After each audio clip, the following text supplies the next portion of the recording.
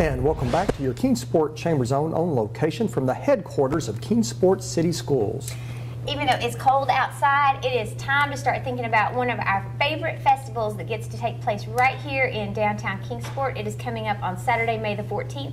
And if you like barbecue, if you like craft beer, if you like running road races, it's got something for everybody. And it is, of course, the annual Racks by the Tracks Festival that bring 10 to 12,000 somewhere in there of our closest friends to our fair community. And here to tell us more about it is James Phillips. James is the owner and co-owner of the festival, and also happens to be the owner of GRP Rentals. So welcome. Thanks. So glad to have you here. I'm glad to be back. WP Rentals, excuse me.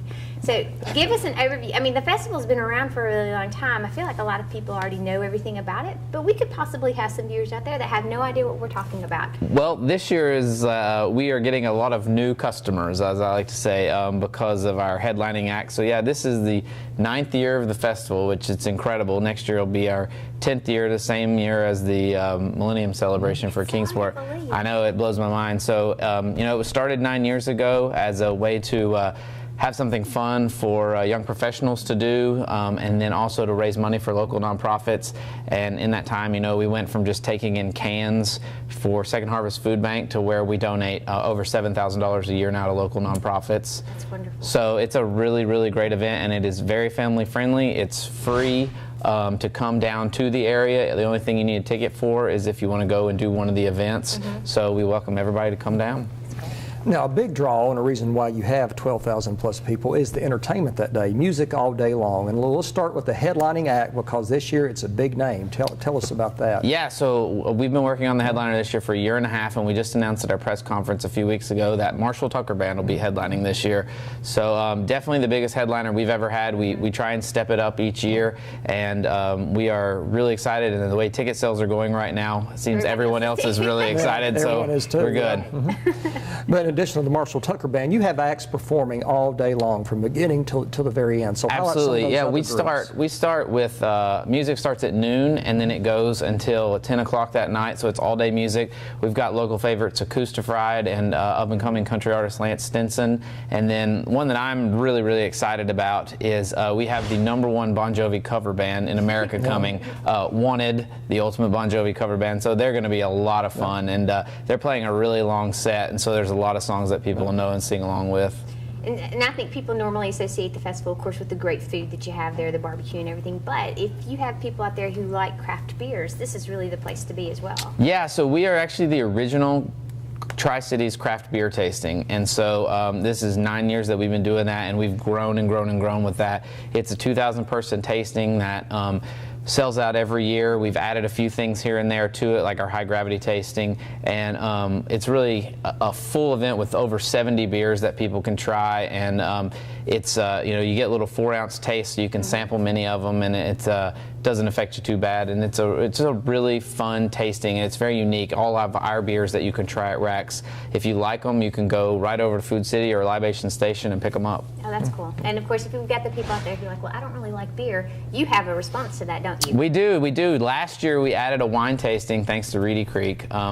They came on board and kind of kicked off us doing our first ever wine tasting, and it was a huge success last year. So we're bringing that back, but not only are we bringing it back this year, we're adding 3 additional wineries. So we'll have a total of 4 wineries there with over 20 wines. So the wine tasting is really expanding this year, and it's a really popular event because sometimes you get people who one spouse likes the beer and the other one doesn't really drink the beer. They like the wine better, so now they have something for everybody because they're all in the same area and they can hang out. Speaking of having something for everybody, Laura mentioned the barbecue, and you're going to have barbecue galore, some barbecue samples for everyone, and your barbecue cook-off. So tell us about that. So that was one thing that one of the key parts of the festival when it was formed 9 years ago, and that is the barbecue awards that we have. And so we have over 30 barbecue vendors from all over the region. We have some that come from Pennsylvania, Nashville. They come from all over, and we have 6 different awards that we we give first place and runner-up for, and they're all people choice voting. And so everybody that comes to the festival, you don't even need a ticket. Just come in and you can try all the barbecue you want. You just pay the menu price, whatever you want to try, and then you vote for your favorite barbecue. So there's a lot down there, and we've got some repeat winners who are tough to beat, like Phil's Dream Pit and Hokey Smokey are really tough to beat. So it's always fun. They barbecue guys are all, it's a community, and they get into it a lot.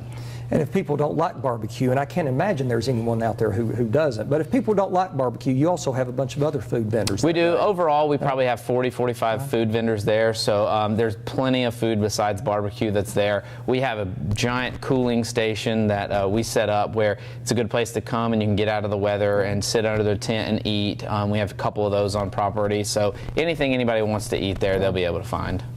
And in addition to all of this great food and all of these great libations that you have available, you're letting people run a road race that day too. We are. You can start your day off.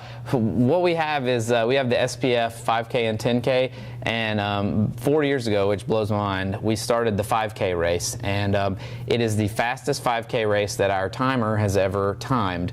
And it's because it's in downtown Kingsport and it's so flat that many people set their personal records that day.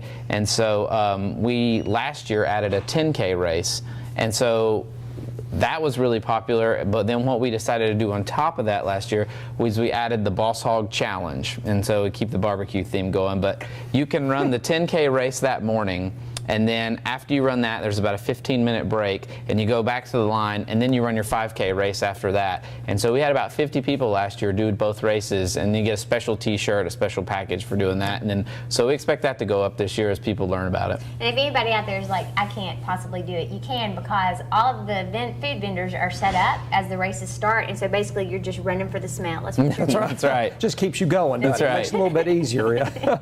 And you do make this a very family-friendly event, because you're going to have activities that are both geared toward a family as well as geared toward children, right? Right, and that's why we think RAX is so successful, is that we are a family-friendly event, and we have always been that way, and we will always be that way. And so we have a huge kid station that's set up thanks to Leaping Lizards. Like, they bring in all kinds of big inflatables, and they have a huge roped-off kids area. Speaking of tickets, how can we get those? How can we find a schedule, or how can we learn everything we want to know about RAX by the Tracks? Easiest place to go is raxbythetracks.com for information, and you can buy all the tickets on there. But for ease of purchase for people in Virginia or in Kentucky or anywhere else that's not right in downtown Kingsport, we offer the beer tasting tickets and the concert tickets at any Food City location. That's not just in Kingsport, that's at any Food City location. You can get the beer tasting and the concert tickets. That's great. Easy enough. Absolutely. Well, James Phillips with RAX by the Tracks, thanks for joining us today, and we look forward to another very successful and very popular RAX by the Tracks Festival. Congratulations. Thanks, appreciate it. Glad to be back. Thanks for the investment that you all are making in downtown. We really appreciate it. Wow, we love doing it. Thanks. Stay tuned. We'll have more of your CZ right after this.